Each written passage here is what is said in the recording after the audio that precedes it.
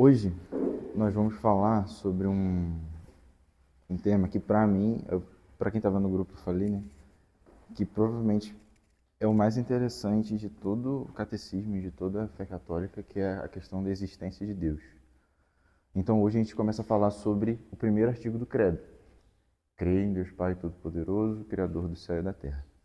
Só que antes da gente falar sobre o Credo, ou melhor, sobre esse primeiro artigo, vou falar para vocês sobre o que é o Credo. Tem gente que vai à missa a vida inteira, reza o credo depois da homilia e não sabe do que se trata, só está lá, né? Virou até uma forma de dizer que você é avesso a alguma coisa, né? Tipo, aconteceu tal coisa, a pessoa fala, credo. Mas por quê? Por que por que existe o credo? Qual que é a utilidade dele, né? Então, credo, a palavra credo em latim significa creio, que é a primeira palavra do credo. A gente reza, creio em Deus Pai. E assim vai. O credo ele serve como uma catequese. É por isso que na catequese nós vamos ver aqui cada parte do credo destrinchada ponto a ponto. Existem dois credos. Existe o credo apostólico e o credo, que é um palavrão, que se chama niceno-constantinopolitano. Por exemplo, eu e o Rian, a gente frequenta algumas vezes a missa tridentina. A missa tridentina, para quem não sabe, é a missa na forma antiga do rito romano. O padre reza em latim, de costas, entre aspas, né? Voltado para Deus, todo mundo voltado na mesma direção que ele, e lá só se reza o credo niceno-constantinopolitano. Ele é um credo mais completo. Ele não é um credo tão abreviado igual o que a gente costuma rezar na missa na forma atual do rito romano. Apesar de em alguns momentos a gente rezar também o credo niceno na missa na forma atual. Que, se vocês repararem, por exemplo, domingo de Páscoa, se eu não me engano, a gente não reza o creio em Deus Pai, a gente reza creio em um só Deus, Pai, enfim, esse é o credo. E ele serve justamente como uma catequese pra gente, porque ali está toda a matéria da fé. Se você crê naquilo ali, parabéns, você é católico. Você sendo católico, nessa realidade, você tem que crer em tudo aquilo que está dizendo ali. Então, tudo que a igreja acredita, ou seja, tudo que está nesse livro aqui, está diminuído dentro do credo. Então, por isso que quando a gente vai receber um sacramento, vocês vão receber o sacramento da crisma, o bispo, né, ele vai perguntar para vocês todo o credo.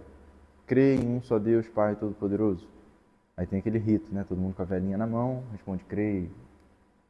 Aí se você renuncia, né, renuncia ao demônio e todas as suas obras, renuncie. Porque isso é o grande atestado de que você é católico, e você faz isso publicamente. Então por isso que todos os domingos a igreja reza. Porque é mais uma forma da gente atestar a nossa fé publicamente. O credo apostólico é esse mais simples, mas o credo niceno-constantinopolitano, ele existe por um motivo. A igreja, ela teve 5 primeiros concílios que vão... Deixa eu explicar o que é um concílio. No começo da igreja, teve muita gente fazendo muita doideira. Então a doutrina da igreja não era muito clara ainda para as pessoas. Então tinha muita gente que se aproveitava disso e inventava algumas doideiras. Então, por exemplo, nós temos padres, o Ário, por exemplo, que nasceu no Egito. Ele criou o arianismo, que diz que Jesus não é Deus, Jesus é só homem. Está errado, porque a igreja diz que Jesus é Deus e homem, 100%. Então, a igreja, vendo essa necessidade, ela convoca concílios. O Papa se une aos bispos e ali ele toma uma decisão sobre a igreja. O nosso último grande concílio que nós tivemos foi o Concílio Vaticano II, que foi na década de 60, que foi de 61 até 70, se não me engano. Que ali mudou algumas coisas, né? Inclusive a missa, como a gente vê hoje. Então a igreja fez esses concílios no início da igreja. Então o credo niceno-constantinopolitano nada mais é do que tudo que ficou acertado no concílio de Niceia, em 325, no ano 325, e o de Constantinopla, que me fugiu a data agora. Não vou saber dizer para vocês. Mas isso é o credo. Tá? O credo é essa oração que a gente atesta tudo que a gente tem como verdade. Então é importante que a gente saiba os dois, o credo apostólico e o credo niceno. Tá? Então, eu posso mandar para vocês lá no grupo e vocês também aprenderem. É importante que vocês saibam os dois credos, porque vocês vão ver algumas questões, né? Quando a gente vai ver no meio do credo niceno-constantinopolitano, e ele fala sobre o Espírito Santo, ele fala gerado, não criado. Por que ele fala isso? Porque, sabe, vocês conhecem os ortodoxos? Os cristãos ortodoxos? O grande motivo deles terem se separado da Igreja Católica foi o Espírito Santo. A Igreja Católica e a Igreja Ortodoxa não concordam sobre o Espírito Santo. Eles acreditam que o Espírito Santo ele é criado, ou seja, ele não procede, se eu não me engano, ele não procede do Pai, só procede do Filho. A gente vai ver isso depois quando a gente for falar de Santíssima Trindade. Mas eles têm essa dificuldade. A igreja falou, não, o Espírito Santo ele procede do Pai e do Filho. Ele é gerado pelo Pai e pelo Filho. E os ortodoxos bateram o pé, falaram que não, então vamos nos separar. Virou a igreja ortodoxa, virou a igreja católica. Tá? Então você vê, e geralmente isso muda o destino da humanidade. Quando a igreja realmente tinha uma força política maior, isso realmente decidiu o destino da humanidade. O grande cisma do Oriente, que a gente conhece, mudou para sempre a história da humanidade. Né? Então, os ortodoxos foram para lá, eles achavam que onde se não me engano, a Capadócia hoje, era onde deveria ter realmente um papa, não um papa, né, mas um patriarca, e a Igreja Católica achava que Roma é onde deveria ter o chefe supremo da igreja, e ficava naquela briga, até o momento que se separaram. Né? Então tem também um motivo político nisso. Mas agora falando sobre o primeiro artigo do credo, creio em Deus Pai, Todo-Poderoso, Criador do céu e da terra. Então, quando a gente fala crer, presume que a gente tem fé, né? Ou seja, vou fazer uma pergunta para vocês. Quem se sentir à vontade pode responder. Vocês sabem me dizer o que seria fé? Alguns de vocês?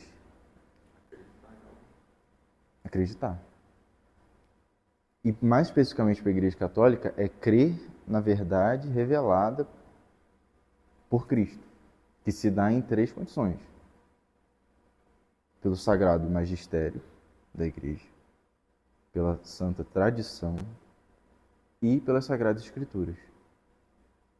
Então nós cremos, a gente adere à verdade revelada. Na filosofia, a gente vai ver que a verdade ela é numa coisa um pouco mais aristotélico, tomista, né, de Aristóteles e São Tomás, que a verdade é a adequação do intelecto à coisa. Vou explicar. Eu vejo alguma coisa acontecendo. Como que eu sei que aquilo é verdade? Porque a minha cabeça ela consegue se adequar àquilo que está acontecendo na realidade. Quando eu estou vendo um filme e eu sei que aquilo é mentira, eu estou vendo, sei lá, O Senhor dos Anéis. E estou vendo lá o Frodo subindo uma montanha de fogo. Eu sei que aquilo ali, o meu intelecto não se adequa àquilo 100%, porque aquilo ali não existe, não aconteceu. Né? Então, isso é fé. Isso é a verdade. E a fé, ela é essa adequação à verdade, só que de uma forma que não fica tão clara. Né? Eu creio firmemente que quando o padre consagra a hóstia, se torna o corpo de Cristo. Mas, a não ser que eu presencie um milagre, eu não vou ver Jesus ali. Vou ver um pedaço de pão. Né? Então isso é fé. E outra realidade é a razão. E o que é a razão? É a nossa inteligência. Então, se vocês forem ver os jesuítas, por exemplo, uma das grandes frases deles é fé e razão. Se você for no Colégio Anchieta hoje, numa daquelas partes, eu trabalho do lado do Colégio Anchieta, então eu vejo aquilo direto. Numa das partes laterais do colégio, tem o símbolo dos jesuítas, né? E embaixo está escrito em latim: fé e razão. Fides et ratio. Que é fé e razão. Então, a fé e a razão, elas andam unidas. Eu creio, ou melhor, eu tenho a minha razão, mas aquilo que a minha razão não consegue compreender, entra a fé. Então, eu creio que existe a transubstanciação. Eu creio que existe os milagres. Qualquer coisa desse tipo, né? Nós vamos ver mais para frente os dogmas de fé, né? Dogma é tudo aquilo que é uma verdade absoluta, que não pode ser questionado. Então, por exemplo, Nossa Senhora é Imaculada. Ou melhor, para ficar mais prático para vocês, Nossa Senhora é virgem antes, durante e depois do parto. Isso é uma verdade de fé. A igreja não admite que qualquer pessoa questione isso, porque isso é um dogma. Ou seja, para você ser católico, isso pressupõe que você está acreditando já naquilo, né? Então, sei lá, se Nossa Senhora é virgem antes, durante e depois do parto, a gente sabe que com a mulher normal isso nunca ia acontecer, né? Por mais que, sei lá, Deus me livre e guarde, a pessoa ficasse grávida por inseminação artificial, no momento do parto ia ter o rompimento, né? Então, é uma graça extraordinária a Nossa Senhora. Foi dada somente a Nossa Senhora. Mas voltando ao tema, nós temos a fé e a razão. E as pessoas acabam entendendo, que Deus é objeto só, ou seja, ele funciona só com a nossa fé. Eu não consigo provar que Deus existe. Não sei dizer se Deus existe. Eu sinto. A pior coisa que um católico pode dizer é que ele sente Deus. Apesar da gente sentir realmente, né? Tem algum momento que eu vou no sacrário, vou rezar, sei lá, estou passando por um momento difícil da minha vida, eu ajoelho lá e me sinto consolado, né? Me sinto bem porque eu estou conversando com Deus.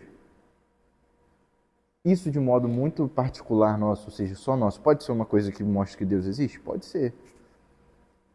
Só que a ciência também mostra que é uma coisa que pode acontecer na nossa cabeça. Ou seja, o grande problema de hoje em dia, acho que já foi pior na igreja, é o sentimentalismo. Que é o quê? Eu só vou à igreja se eu sentir que Deus está lá. Se eu não sentir que Deus está lá, existe aquela famosa frase, né? O que importa é onde eu me sinto bem. E não é bem assim. Você tem que ir aonde você sabe que Deus está lá. Ou seja, a Igreja Católica ela tem uma doutrina muito clara de que Jesus Cristo se faz presente no sacramento da Eucaristia. Em muitos momentos da minha vida, principalmente quando a gente já tem muito tempo, né? Sei lá, eu comecei a tentar viver a fé de uma forma muito mais eficiente de 14 anos para cá, com os meus 14 anos para cá. Então, já vai fazer 7 anos que eu tento viver uma vida católica, né, aos trancos e barrancos, tentando. E muitas vezes eu sentei, por exemplo, numa adoração, fiquei olhando no apostensório e eu não sentia nada, não tinha nem vontade de estar ali.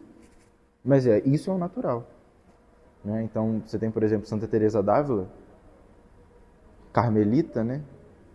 E eles têm adoração perpétua. O que é adoração perpétua? São turnos, né?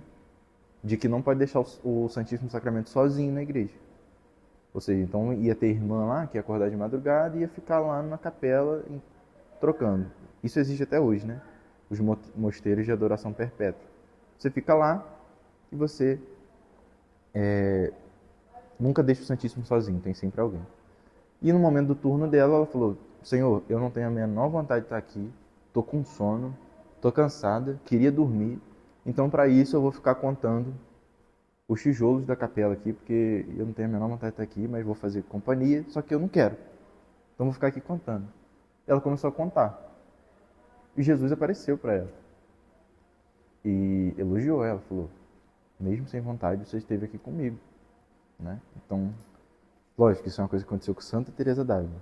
Eu tenho certeza que não vai acontecer com o Luiz Otávio. Mas é um exemplo para vocês que a gente não precisa se sentir bem na igreja para estar, né? A gente tem que se sentir acolhido, apesar de ser bom, mas a gente tem que saber que Deus está aqui. Se Deus está aqui, não importa. Pode ter a pior pessoa do mundo aqui dentro. Se Deus está aqui, eu tenho que estar aqui. Certo? Agora, voltando, eu tenho essa realidade da fé e da razão. As pessoas acham que Deus é objeto somente de fé. E não é a verdade. Deus também é objeto de razão. E o grande homem que fez essa coisa ser possível, né, foi São Tomás de Aquino. Esse cara aqui. E ele escreveu, na verdade ele ditou, né, ele não escreveu, a Suma Teológica, que a primeira parte é essa aqui. Tem mais 4, né, então fica um negócio desse tamanho assim. E São Tomás de Aquino, ele é o doutor angélico. Para quem não sabe, na igreja, nós temos os santos, eles são divididos em alguns títulos deles, né? Por exemplo, eu falei para vocês semana passada do Beato Carlo Acutis, né? Morreu com 14 anos. 15, não sei. Provavelmente quando ele for canonizado, ele vai ter o título de virgem. Ou, por exemplo, aquelas meninas, que nós temos muitas, que morreram defendendo a sua castidade, né? Sei lá, aqui no Brasil a gente tem uma beata, assim, né? O homem queria estuprá-la, ela não queria ferir a pureza dela, e ela preferiu ser morta a ter que se entregar pro cara lá.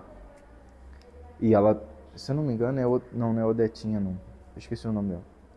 Mas provavelmente quando ela for canonizada, ela vai ter o título de virgem, porque ela morreu defendendo a sua virgindade. Né? Acho que o Carlo Acutis não teria tanto isso. Ou se a gente vê que tem uma pessoa que fazia muitos milagres, ele tem o título de taumaturgo. A pessoa que contribuiu muito para a igreja intelectualmente, ela tem o título de doutor da igreja. Então, São Tomás de Aquino, ele é doutor da igreja, Santo Agostinho é doutor da igreja, nós temos vários. Só que São Tomás de Aquino, ele é o principal de todos os doutores da igreja. Então, ele não é só doutor da igreja, ele é chamado de doutor angélico. De todos os doutores da igreja, ele é o máximo. Ele está acima de todos os outros. Porque todos os seminários, até pouco tempo atrás, hoje eu não sei te dizer, mas todos os seminários onde os padres estudavam, muitos saíam especialistas nisso aqui. Que é uma das coisas mais difíceis que se tem na fé católica, é compreender o que São Tomás de Aquino está querendo dizer. Então ele criou 5 vias de como a gente pode conhecer a Deus através da nossa razão. 5 formas de se conhecer a Deus através da nossa inteligência. É uma coisa difícil, eu vou tentar falar devagar, com tranquilidade. Não tem problema se vocês não entenderem na primeira vez, provavelmente é a primeira vez que vocês estão ouvindo falar sobre isso. Mas eu peço que vocês prestem atenção e tentem entender o que der, né? A grande base de São Tomás de Aquino é um filósofo da antiguidade chamado Aristóteles. E o Aristóteles, ele criou uma coisa que a gente chama de causa. Uma corrente filosófica que fala das causas. Vou explicar para você o que é causa. Deixa eu pensar. Eu vou usar o exemplo que eu vi esses dias. Tem uma barra de ferro. E essa barra de ferro, ela vai ser usada para fazer alguma coisa. Então tem aquela barra de ferro, ou seja, a causa formal, a causa material daquela barra de ferro é ela ser uma barra de ferro. Ou seja, ela é uma barra de ferro. A causa formal, ou seja, para que aquilo vai ser feito, sei lá, essa barra de ferro vai se tornar uma faca. Ou seja, aquilo ali é a causa formal, ou seja, vai se tornar uma faca. Só que tem que ter alguém para transformar aquela barra de ferro numa faca. Isso é a causa eficiente. Ou seja, a pessoa que vai lá e faz a faca. Ela está fazendo ela está transformando aquilo numa causa eficiente. Ou seja, estou tornando aquilo verdade. Nós temos a causa, por fim, a causa final. A causa final é o objetivo da faca. Para que serve uma faca? Para cortar. Né? Então, Aristóteles criou essa ideia de causa e São Tomás aprimorou isso nas 5 vias. E agora que chega a questão. A primeira via fala do primeiro motor imóvel. Eu não vou falar de todas as vias aqui, porque é difícil até para mim. Então vou falar das que eu domino mais ou menos. A primeira via do motor imóvel, ela diz que todas as coisas no universo, elas têm ato e têm potência. Esse livro, ele está em ato aqui no meu colo, mas ele tem a potência de estar em qualquer lugar. Se eu soltar ele e deixar ele cair no chão, ele fez um movimento de uma potência que ele tinha, ou seja, uma possibilidade que ele tinha, para um ato. Ou seja, tudo no universo tem esse movimento da potência para o ato, do ato para a potência, sempre. Uma forma muito didática de mostrar isso para vocês é a nossa própria árvore genealógica. Não é o modelo mais perfeito, mas acho que é o mais fácil de se entender. O Luiz Otávio só nasceu porque existiu os meus pais. Os meus pais só nasceram porque existiram os pais dos meus pais. E a gente vai voltando infinitamente. Infinitamente não, porque aí eu estaria errando, né? Mas a gente vai voltando até o momento em que vai ter uma coisa que vai dar origem a todas as coisas. Não sei se ficou claro para vocês, mas é o primeiro motor imóvel. Então vamos imaginar um motor de um carro. Um carro tem um motor que gira todas as engrenagens do carro, né? Só que para um motor funcionar, ele precisa da gasolina, ele precisa da bomba, ele precisa da vela, aí injeta aquela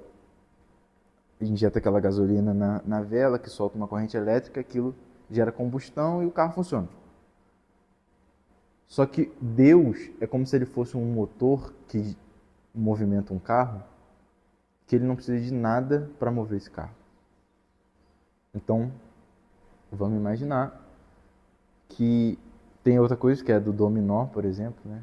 Você tem uma fileira de dominó e tem um dedo que ele não é empurrado por outra coisa, por mais nada, ou seja, uma peça empurra a outra, uma peça empurra a outra, uma peça empurra a outra. Só que o que empurrou primeiro? Foi aquele toque que gerou todas as outras coisas. Então a gente fala, por exemplo, do poder criador de Deus, como assim? No princípio era o verbo era Deus, né? Deus criou os mares, Deus criou todo o relato da criação, né? Os mares, a terra, o ser humano. Não quer dizer que Deus chegou e falou assim, agora vai nascer o homem. Tum. Muito provavelmente Deus deu as condições para que o homem desse origem ao homem. Então isso é a questão da... Será que vai fazer muito barulho? Tá dando para me ouvir? Qualquer coisa a gente procura outro lugar. Então essa questão de Deus, não sei se ficou claro, mas uma coisa vai dando origem à outra. Uma coisa vai dando origem à outra. E se a gente for voltando, tem que ter uma coisa que dá origem a todas as outras que não tenha sido originado por nada. E isso a gente chama, os filósofos tomistas e aristotélicos chamam de ato puro. Ou seja, ele é um ato que dá origem a todas as outras coisas, que dá o ato a todas as outras coisas, né? E nós temos, por exemplo, a segunda via, que é a via da causa eficiente. O que é isso? O padre que eu estava assistindo esses dias para dar essa aula para vocês, ele dá o exemplo de um pão. Se eu mostrar um pão aqui para vocês agora e perguntar de onde que esse pão veio, vocês vão falar, veio da padaria. Mas antes, teve a farinha de trigo. Essa farinha de trigo veio da onde? Veio da indústria. E o trigo, que foi para essa indústria, veio da terra. Veio da semente, que veio da terra. Enfim, a terra foi adubada. Enfim, a gente vai voltando, até um momento que a gente vai chegar em uma coisa que tem que dar origem a todas as outras coisas. E por que eu digo isso? Porque as coisas elas têm início. Não tem como as coisas serem infinitas para trás. Não tem como. O tempo, por exemplo, em algum momento ele começou. E ele vai. Mas ele tem que ter um início. Todas as coisas elas têm que ter um início, né? E só pode dar início a alguma coisa aquele que não tem início, que é Deus. Então Deus ele é eterno, ele é infinito. E por isso ele pode dar o fim a todas as coisas, né? Então Deus ele é o início e o fim de todas as coisas porque ele é eterno. Outra forma da gente conhecer a Deus é o grau de perfeição de todas as coisas. Vamos ao exemplo aqui do futebol. Eu acho que tal time joga melhor do que o outro.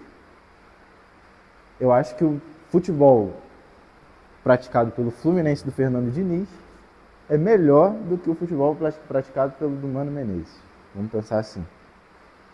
Ou sei lá, qualquer time, você pode pensar. Se eu consigo dizer que uma coisa é mais perfeita que a outra, ou tal pessoa é mais bonita que a outra, ou alguém é mais alto do que o outro, eu tenho que ter um modelo de perfeição daquilo, né? Sei lá, se um livro é melhor do que o outro, existe uma forma da gente regular isso. E a gente só pode regular as coisas pelo melhor time, pela melhor coisa. Ou seja, eu só consigo ter um exemplo do que um time que joga um bom futebol se eu tenho a referência do que é um time que joga bem. Então, da mesma forma, eu só posso dizer que uma coisa é bonita se eu tenho a referência do que é bonito. Então, Deus é a perfeição de tudo. Ele é a suma beleza, é a suma bondade, é a suma verdade. Então, se algo é melhor, é porque em relação a Deus ele está mais próximo. Então, sei lá, por que a Igreja Católica é a verdadeira em relação a outras religiões? Porque ela está mais próxima de Deus. Simples. Ou melhor, ela porta Deus. Né? A Igreja Católica ela é aquela que tem o poder de trazer Deus à Terra. Então, na minha concepção, e acredito que de vocês, a Igreja Católica é superior. E por se ela é superior, ela está mais próxima daquela bondade que vem de Deus. Então, são coisas difíceis de se entender.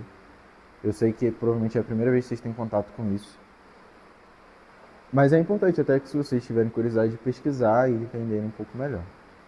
Então, essas são as formas que a gente pode conhecer a Deus através da nossa inteligência. Coisa que a sociedade acha que é impossível. E acha que a igreja ela é contrária à inteligência. Então, um dos maiores absurdos que provavelmente a gente vai ouvir, ou na faculdade, na escola, né, é de que a igreja perseguiu a ciência. O que é uma mentira. Então, eu vou mostrar aqui para vocês, falar um pouco para vocês, de alguns casos, né, de pessoas que contrariaram, ou melhor, que hoje as pessoas consideram como se fossem inimigas da igreja, porque a igreja proibiu ela de fazer ciência e tal. E também vou dar exemplo para vocês de que boa parte de tudo que é produzido cientificamente, ou que foi produzido cientificamente, vem da Igreja Católica. Né? Então, eu não sei, vocês que ainda estão no colégio, vocês estão no 9º ano, enfim. Em algum momento da vida de vocês, vocês vão ouvir falar de uma figura chamada Galileu Galilei. E na escola eles vão falar que a igreja foi a maior vilã da história. Porque o Galileu, ele começou a fazer as pesquisas dele e ver que a Terra é que girava em torno do Sol e não o contrário. O que acontece? O Galileu Galilei, ele observava aquilo, tinha essa teoria, mas ele não conseguia provar na época. E a igreja nunca teve problema com a ciência. Pode criar essa teoria aí, na hora que você provar, show, tranquilo. O grande problema é que Galileu, ele queria trocar uma parte da escritura.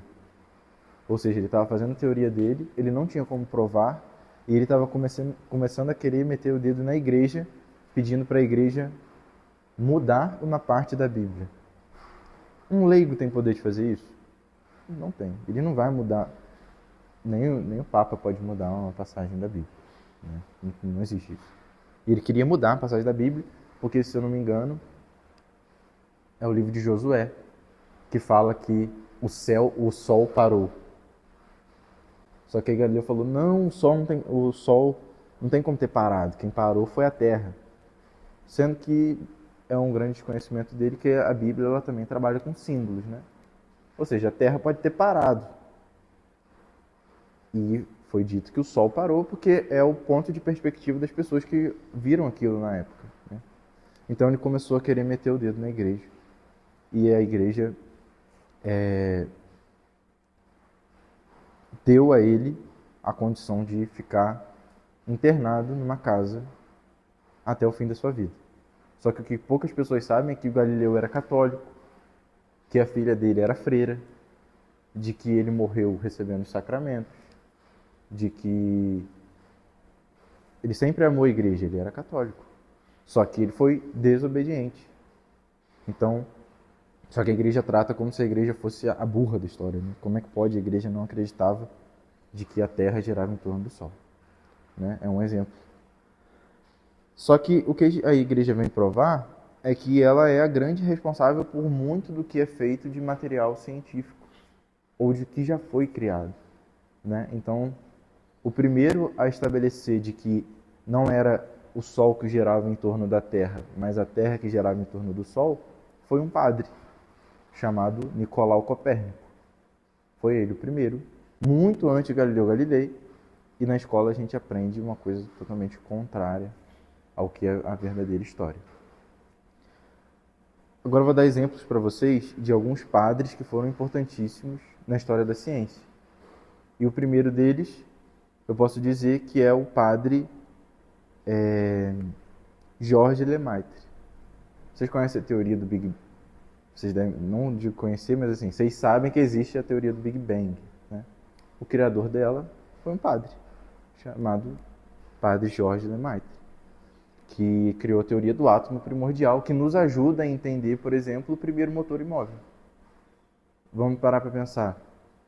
Não é a teoria do Big Bang, mas é do átomo primordial. Ou seja, ele diz que a origem do universo nasceu com um átomo, algo menor do que um átomo, que tinha a massa do universo inteiro e que aquilo explodiu, né? Não necessariamente uma explosão, mas teve uma expansão que gerou o universo. Tá, mas quem colocou aquele átomo lá, né? Quem deu origem àquele ponto zero? A gente só pode entender que foi Deus, porque a teoria do Big Bang ela não diz quem criou, mas como aconteceu.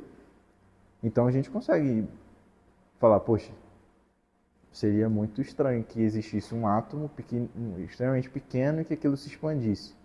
Tem que ter alguém por trás disso, tem que ter uma inteligência por trás disso, certo? Então é mais uma coisa que a gente consegue provar que Deus existe. Pensando que se as coisas são causa e consequência, aquele átomo está lá, tem que ter tido uma causa, né? Então Deus criou, Deus fez. E nós temos outros exemplos. Nós temos, por exemplo, o padre Mendel, né, que criou a questão na biologia, os genes, né, a hereditariedade, como que como que um filho consegue ter as características de um pai, toda a questão de DNA. Foi ele quem se dedicou a descobrir isso, e ele era o padre, né? Criador do método científico, né, de olhar, observar e ver os resultados. Um padre franciscano chamado Francis Bacon. Então nós temos grandes exemplos. Um cara também muito importante na questão da química, na questão dos átomos, né? Lavoisier morreu porque era católico na Revolução Francesa, né? Foi morto porque era católico. Enfim, isso mostra que a igreja ela tem uma contribuição científica muito grande na história da humanidade. Se você for em Roma, tem cientistas agora trabalhando em Roma lá, em causas das mais variadas. Porque a igreja ela nunca foi contra a ciência. Só que a gente acaba aprendendo isso. E a gente mal sabe de que boa parte de tudo que foi criado em matéria de ciência foi a Igreja Católica que fez. As primeiras universidades, todas católicas. As primeiras escolas, todas católicas. Os primeiros hospitais, né? Pesquisa científica nos hospitais, católicos. Então, a Igreja Católica ela foi realmente quem construiu a nossa civilização, certo? Então, é bom a gente desmistificar um pouco também dessa realidade de que as pessoas acham que a Igreja ela é totalmente contra a razão. A Igreja ela é contra o racionalismo, contra o cientificismo, que é o quê? A ciência toma o lugar de Deus. Ou seja, eu só faço isso porque é comprovado cientificamente. Sendo que a igreja, ela também tem a asa da fé. Ou seja, imagina um avião. Um avião, se ele só tiver uma turbina, ele vai cair, ele não vai nem levantar. Se ele perder uma turbina enquanto ele está voando, ele vai cair. Ele só vai ter uma asa funcionando. Mas se ele tem as asas da razão e da fé juntas, voa. Né? Então esse é o grande exemplo, por exemplo, dos santos. Santo Agostinho, São Tomás de Aquino, que utilizaram da fé e da razão. Ou seja, eu vivo com a minha razão até o momento em que ela já não tem como. Ou seja, eu posso pedir para qualquer pessoa tentar explicar a transubstanciação para vocês. Não tem como, ninguém consegue explicar. Como eu falei para vocês semana passada, por isso que o padre, depois da consagração, ele fala o quê? Mistério da fé. Não tem como saber, não tem como eu explicar para vocês. Mas isso serve justamente para a gente entender que nem tudo a gente vai conseguir compreender em vida. Então essa ideia de cientificismo, né, de a ciência, eu acredito na ciência, só a ciência importa. Então, a gente viu alguns anos atrás, né, uma idolatria mesmo à ciência. A gente tinha um momento, por exemplo, de pandemia, em que a validação de tudo era se a ciência diz, eu faço. O que não é bem por aí, né? Porque aí a gente cai num erro. Que aí a gente entra no cientificismo, a gente entra em outras correntes, igual o positivismo, por exemplo, né? Que a gente tem, por exemplo, no direito, positivismo, né? Eu só faço aquilo que está escrito na lei. Só que, pô, se a lei está me dando uma lei injusta, para que eu vou cumprir, né? Se eu for levar a cabo o positivismo, ou seja, tudo que está escrito na lei eu vou obedecer. Se eu estivesse na Alemanha, por exemplo, em 1940, eu estaria recrutando judeus para matar, porque estava na letra da lei deles, né? Então, se eu for seguir a ciência, só existe vida no útero quando tem anidação. Anidação, para quem não sabe, né? Homem e mulher se unem, aí gera o zigoto, que a gente chama, né? Aí quando ele se cola na parede do útero, aí alguma corrente do direito, né, acredita que é só ali que existe vida. Antes não existe. Aí por isso eu posso cometer um aborto, porque ainda não tem a colação no útero. Então, entende como seguir estritamente a ciência também pode nos tornar imorais, né? Seja a ciência no campo das ciências naturais, seja na ciência jurídica, por exemplo, né? Se o Estado me diz que eu tenho que fazer alguma coisa que vai contra a minha consciência, eu não tenho que fazer. Isso se chama direito natural, né? O homem, desde sempre, ele acha que a vida é importante e que ela é inviolável. É porque o Estado diz que eu posso matar, eu vou matar? Não existe isso, certo? Agora, dando continuidade, mais caminhando para o final, o Catecismo da Igreja Católica, no ponto, se eu não me engano, 31, ele fala dessas vias de acesso ao conhecimento de Deus. Esse capítulo é muito engraçado, muito interessante, porque ele fala que o homem é capaz de Deus. Eu falei para vocês semana passada que tinha um escritor, o Dostoiévski, que ele diz que existe um vazio no homem do tamanho de Deus, né? Então, só Deus pode cumprir, só Ele pode preencher esse vazio que existe na gente. E ele fala, o homem é capaz de Deus. Ou seja, a gente é capaz de conhecer a Deus. A gente nunca vai conhecer perfeitamente, só quando a gente estiver no céu. Para quem não sabe, o céu é ver Deus face a face, né? É engraçado ter uma história de São Tomás de Aquino, que Jesus apareceu para ele crucificado quando ele estava terminando de escrever a Suma Teológica. E a Suma Teológica não é toda escrita por ele, não. Porque o que acontece? Ele estava escrevendo a Suma Teológica e foi para a capela rezar. Jesus apareceu para ele e falou, Tomás, escreveste muito bem de mim. O que você quer em troca? E ele viu Deus face a face, ele viu Jesus na frente dele.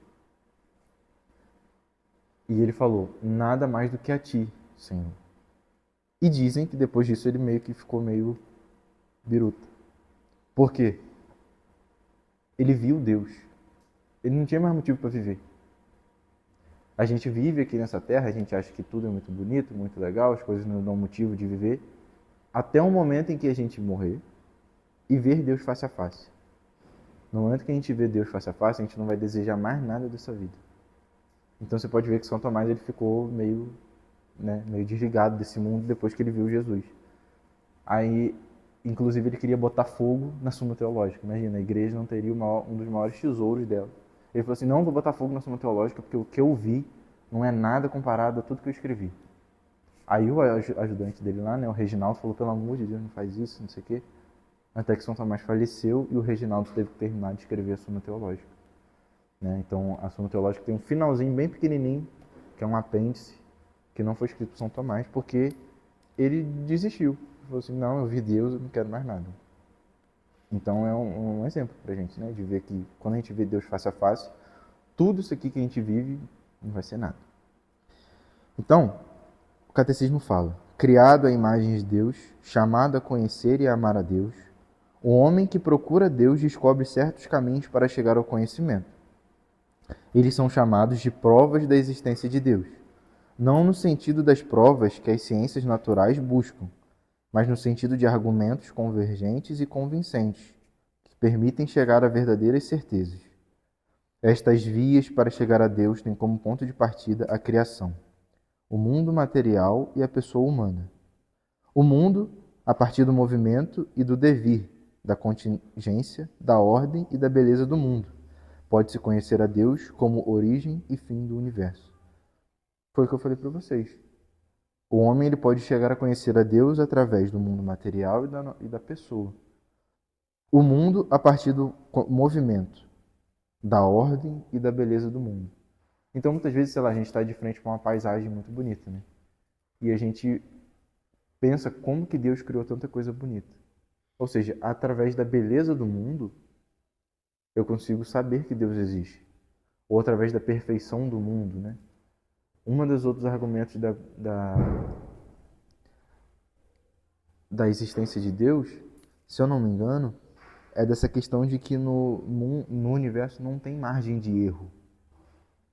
Se eu planto maçã, eu colherei maçã. Ou seja, não tem erro. Nós temos, por exemplo, as regras da física, da matemática. Albert Einstein, que foi um dos principais físicos da história da humanidade, Ele fala que a matemática foi a linguagem com que Deus escreveu o universo. Ou seja, a maior prova da existência de Deus na nossa frente pode ser o 2 mais 2 é 4, por exemplo. Não tem erro. É uma regra universal. 2 mais 2 é 4 é igual aqui, em qualquer outro lugar do universo. Nós temos as regras da física, né? Se você for ver, qual que é a gravidade da Terra? 9,8 metros por segundo. Se eu soltar isso aqui, ele caiu a 9,8 metros por segundo. Em qualquer lugar desse planeta, ele caiu dessa mesma forma. Por quê? Porque o universo foi gerado de uma forma inteligente. E não tem como você me dizer que isso aqui é uma obra do acaso, né? Sei lá, aconteceu. Foi gerando um monte de coisa e aconteceu. Tem uma inteligência por trás, tem alguém que criou, né? Então, agora para a gente encerrar, o artigo fala: creio em Deus Pai, Todo-Poderoso. Então, eu falei para vocês que existem os graus de perfeição, né? Ou seja, Deus é bom, Deus é justo, Deus é verdadeiro, Deus é a beleza. Deus ele é todo-poderoso porque ele compreende em si, ou seja, ele tem nele todas as potências. Eu sei que todos vocês aqui são pessoas boas. Só que nós temos um ponto ou outro que tem uma deficiência na nossa bondade. O homem ele não é uma pessoa 100% boa, né? Os filósofos diziam, né? Eu não sei quem disse, mas o homem nasce bom, enfim. O homem não nasce bom. Existe o pecado original, né? E depois nós vamos ver sobre o que é o pecado original. Mas Deus ele é todo poderoso porque ele tem todas as potências em si, ou seja, o poder, potência. Ou seja, o Luiz Otávio ele tem a potência de ser bom. Só que quem é realmente bom e me dá essa potência, distribui essa potência a mim, é Deus. Nós temos, todos nós em níveis diferentes, nós temos beleza. Mas por quê? Porque nós estamos recebendo essa potência da beleza de Deus, que é a própria beleza. Por isso que é importante, por exemplo, que uma igreja seja bonita, seja agradável aos nossos olhos. A gente chegar numa igreja e ver que ali existe beleza, porque beleza é a linguagem de Deus. Outra vez, Dostoiévski, né? Ele fala: a beleza salvará o mundo. Então a gente vive hoje numa sociedade que é a cultura do feio, né? Você anda nas cidades, por exemplo, sei lá, não digo nem Friburgo, apesar de já não achar que é tão bonita mais assim. Mas tentem andar numa cidade como São Paulo, por exemplo. Uma cidade cinza, cidade quadrada, que você não tem atração nenhuma assim visual, né? Você vive naquela coisa fechada que você não tem quem ache bonito, mas não me parece ser o ideal para o ser humano, né? Agora você entra numa repartição pública, sei lá, entra no Fórum de Friburgo e depois você você pega seu carro e vai para a Catedral de São Pedro de Alcântara em Petrópolis e me diz qual que é mais bonita. Existe uma diferença muito grande, né? Porque Deus é a beleza e antigamente a igreja tinha essa preocupação de transmitir a beleza de Deus. Então é importante que a gente tenha essa noção também de beleza, né? Por que o padre ele tem que se paramentar na hora da missa com vestes bonitas? Ah, porque o Vaticano tem 50% do ouro do mundo? Não. Porque ele tem que transmitir a beleza de Deus. Não é porque o padre ele tem que andar com roupa cara, não. A gente pode usar o exemplo de São João Maria Vianney, por exemplo. A batina dele não era nem preta, era cinza. Era quase branca, de tão desbotada. Só que na hora que ele subiu ao altar, ele estava vestido como um rei. Porque ali ele era a pessoa do Cristo. Entendeu? Então as pessoas falam: nossa, não tem por que o padre se vestir tão bem, né? Por que o padre se veste com aquele tanto de roupa? Aquilo lá podia ter sido vendido e doar para os pobres. Mas ali ele não está representando. Ali não é o padre, ali é Cristo. Ele está na pessoa do Cristo, né? Então, Deus é a beleza, Deus é a verdade, Deus é a bondade, Deus é tudo isso. Então, Deus, ele tem toda essa... Então, a gente pode observar... Então, vamos pensar. Às vezes, uma pessoa te faz um ato de bondade, você vai compartilhar com a pessoa e fala, eu vi Deus naquela pessoa. Por quê? Se a pessoa fez um ato de bondade, ela fez um ato divino, que é um ato que, de primeira mão, vem de Deus. Então, inclusive, se eu vejo uma pessoa bonita, porque aquela pessoa, ela transmite a beleza da criação de Deus. Se eu vejo a paisagem, uma paisagem bonita, é a beleza da criação de Deus. E ele, dentro dessa questão, criador do céu e da terra, ou seja, ele criou. Tudo isso é criação dele. Ele deu todas as condições para que essas coisas existissem. Então, a gente tem, por exemplo, o relato da criação, né? Tudo aquilo bem delimitado e tal. Quer dizer que foi daquele jeito? Muito provavelmente não. Né? Se a gente for pegar a teoria do átomo primordial, a igreja não nega que a criação do mundo foi do jeito que... A gente tem que pensar que Deus, ele não faz magia. As pessoas acham que Deus é um mágico, né? Ou seja, ele botou o dedo lá, meu Deus, uma esfera cheia de água rodando no universo. Não é bem assim. Deus, nessa questão de ato e potência, ele foi dando todas as condições para que a vida humana existisse. Então, Criador do céu e da terra, ele deu todas as condições e foi sustentando a existência dessas coisas para que chegasse o momento em que tudo que ele criou na sua potência existisse, né? Então, o mundo, nós, seres humanos, os animais, né? Então, ele, enquanto esse seu poder criador, e nós somos participantes dessa criação divina. Nós participamos da criação de Deus. Um exemplo, lá no Gênesis, ele colocou Adão para colocar um nome em todos os animais da terra, né? Então, o ser humano, ele faz parte desse poder criador. Lógico que de forma não total, né? Mas o fato de eu ensinar uma pessoa, o fato de eu criar algo, eu já estou participando do projeto criador de Deus, eu estou participando desse poder criador, porque eu estou aperfeiçoando a criação. Então Deus, que cria o universo, ele nos dá essa potência de poder ser co-criador, né? De transformar o mundo à nossa volta, né? Então, a gente chegou à conclusão aqui de que Deus existe, de que a gente consegue entender pela nossa própria inteligência, e de que a fé, ela é um passo a mais, né, da nossa inteligência. A gente não vai compreender tudo. De que Deus, ele tem os atributos, todos os atributos, né, de beleza, bondade, verdade. Deus, eu sumo bem. Por exemplo, eu sou o caminho, a verdade e a vida. Eu disse para vocês na última aula que nenhum outro líder na história da humanidade, líder religioso, falou isso. Só um. Porque ele é Deus.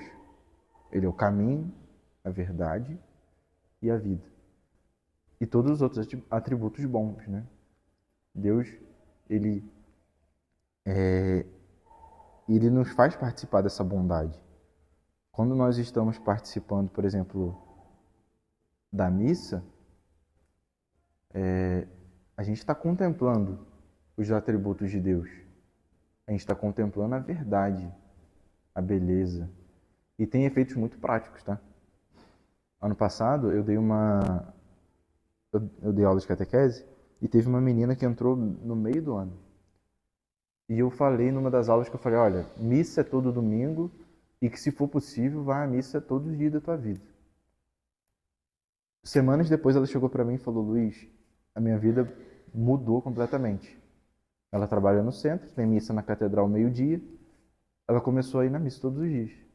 Ela falou assim, poxa, no meu horário de almoço eu estou indo na missa. E ela falou, minha vida mudou completamente. Por quê?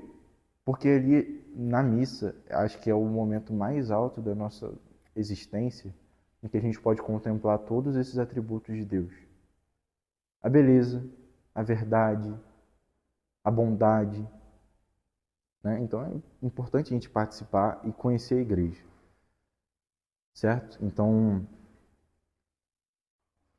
esse é um dos temas mais legais assim, de entender como Deus existe, né? E a gente já está um pouco mais preparado para não utilizar argumentos fracos contra uma pessoa que venha nos atacar, né? Não usar, tipo, sei lá, você vê o vento? Deus, a gente não vê Deus, mas Deus existe, é igual o vento. Eu não vejo o vento, mas o vento toca em mim. Não é bem assim, né? A gente pode não sentir Deus, mas a gente sabe que Deus existe pela nossa própria inteligência. O homem é capaz de Deus. Essa é uma das frases que mais me toca assim, no catecismo, quando eu peguei para abrir, uma das primeiras vezes na minha vida, esse catecismo que minha avó está na mão. Eu peguei e falei assim, não, quero ler agora o catecismo. Pequenininho, eu tinha 14 anos. A gente abre assim e fala, o homem é capaz de Deus. Ou seja, a gente consegue entender a Deus. Deus não é uma... Deus é inacessível, ele é infinitamente maior do que a gente. Mas Deus também é aquele que se fez corpo e sangue. E nos entrega, e se entrega a nós todo domingo. Ou seja, nós somos capazes de conhecer a Deus. Não perfeitamente. São Tomás de Aquino não foi capaz. Não vai ser o Luís Otávio que vai ser capaz. Tenho certeza disso, né? Então, mas a gente consegue ver que Deus existe e nos adequar a Ele, né? E isso é uma das coisas mais bonitas, porque Deus, Ele é todo-poderoso, Ele é grande, Ele é bondade, é beleza, Ele está lá longe, mas ao mesmo tempo Ele está aqui, pô. Sei lá, com 30 passos eu estou na Capela do Santíssimo. E Deus também está ali. Certo? Então é bonito como a Igreja Católica funciona, né? Porque você, ao mesmo tempo que você tem as grandes questões, você também tem uma vida muito prática e muito próxima. Você tem um contato muito próximo com Deus. Então, para encerrar, um conselho que eu dou para vocês, presença no Santíssimo. Vão ao Santíssimo. As pessoas esquecem disso, né? Entram na igreja, não ajoelham, não rezam. O Santíssimo é como se fosse só mais um lugar. Não, o Santíssimo a gente entra. E a gente entrou na igreja, corre, Santíssimo. Vai lá, ajoelha. Não dá para ir no Santíssimo? Ajoelha onde tiver e reza. Porque não é qualquer pessoa que está ali, é o próprio Deus, né? Então o Deus que a gente está falando aqui de ato, potência, Aristóteles, São Tomás, matemática, é o Deus que está naquela caixinha de madeira lá. Entendeu? Então existem santos que não souberam o que era ato e potência.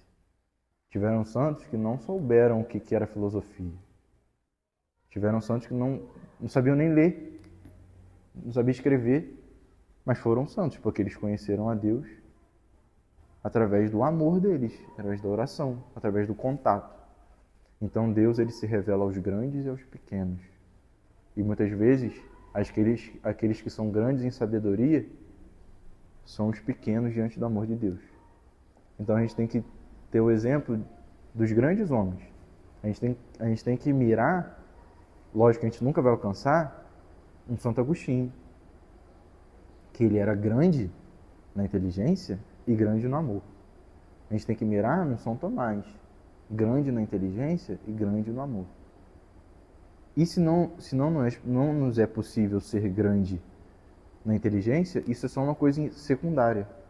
Ah, não vou ser católico porque eu não entendi o que é ato e potência. Gente, não existe isso. O importante é ser grande no amor e conhecer a Deus através do nosso amor, né? Que um dia a gente vai fazer como São Tomás. São Tomás era grande na inteligência, mas ele viu Deus, ele falou, não, acabou, pode botar fogo nisso aqui que eu não quero mais. Entendeu? Então, a gente tem que saber amar Deus. Conhecer, mas principalmente amar. Porque como diz Santo Agostinho, né? Só se ama aquilo que se conhece. Então, buscar conhecer. E existem formas de conhecer. E uma delas é justamente amando. Certo? Então, vamos rezar para encerrar. Semana que vem a gente está junto, se Deus quiser.